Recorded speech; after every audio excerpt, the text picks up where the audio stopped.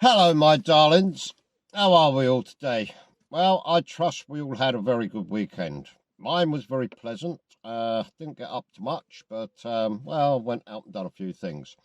Today, anyway, have you ever wondered what's been going on with our high street?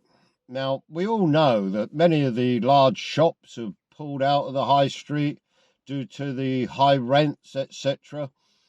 But have you also noticed that what they're being replaced with, right, uh, are Turkish barbers, right? There's many Turkish barbers. Now they keep striking up everywhere, you know, and these gelato places, they keep striking up everywhere as well. All the restaurants called Azerbar Uka or what. Now, it's all well and good, and it's great that people are moving into these empty premises, although there's still a hell of a lot of empty premises out there. But it does make me wonder a little bit how the concept and the culture of our high streets are changing. Where are the small little independent British shops? I don't see those. Very rare that you actually find one.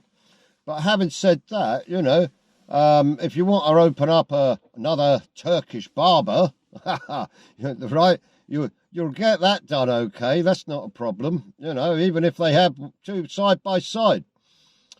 Now, I have heard, and this is only what I've heard. I have no proof of this, but I have heard on the grapevine that these places, or some of them at least, are actually money laundering centres. Now, whether that's true or not, I have no proof. I have no idea. It's only what I've heard on the vine. Very similar in a way to what I've also heard about many of the car washes.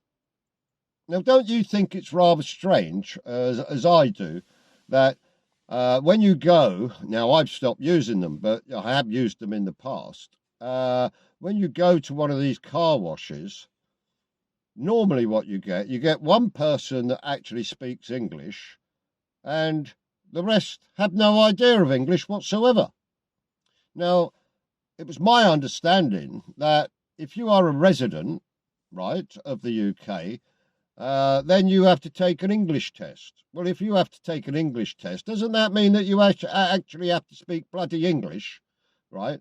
But yet, most of these car washes that if you go to, you get maybe one person speaks English, right? He's the one that takes all the money and everything else, and the rest haven't got a bloody clue. So, I do wonder about that. I've heard that they are sort of places for laundering money. You've got them everywhere. They're all over the bloody country now, aren't they? And I do wonder, if you was a Brit and you wanted to open up one of these places, would you be able to? Would the councils give you the permission to do it? I do wonder about that. But if your name is something unpronounceable, but if it was Smith, Clark, Adams, Johnson, or whatever, or even McLeod, right, would you be able to open up one of these places? So anyway, let's get back to the high street situation, right? Because to me,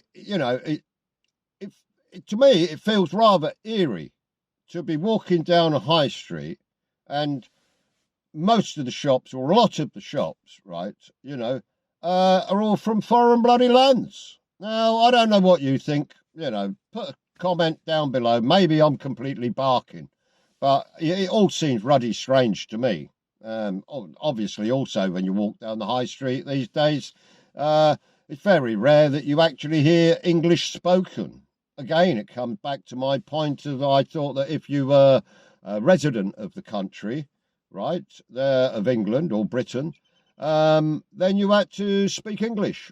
right? But I don't know. Give me your thoughts on that. But I do wonder what the hell's going on with the high streets. You know, put your thoughts in, because maybe you've got some better ideas or better insights and know a lot more than I do. It just seems bloody strange to me, that's all. And I do wonder, you know, whether these people actually get grants, you know, to open up these places, or maybe they even have, I don't know, what, friends or colleagues in the councils. It's just something, you know, uh, crossed my mind. I just, you know, just, as they do. But yeah, anyway, so next time you visit a town and you're walking down your high street, keep your eye open and have a look around and see how many of these foreign bloody places there are, because it's taking away any Britishness, you know, that I see. In my view, it's taking it away. And you know, we're just turning into some sort of foreign bloody country. Jesus, crying out loud. You know, it is a bit too much. It is a bit too bloody much. And, well, we know the government don't give a shit.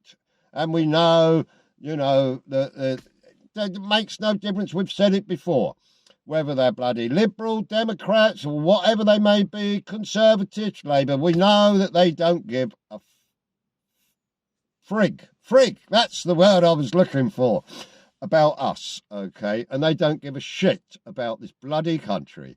So anyway, there we go. That's my little rant for today. Keep your eyes skinned, keep your eyes open. I hope you all have a fantastic week. Yeah, it's a Monday moan, isn't it?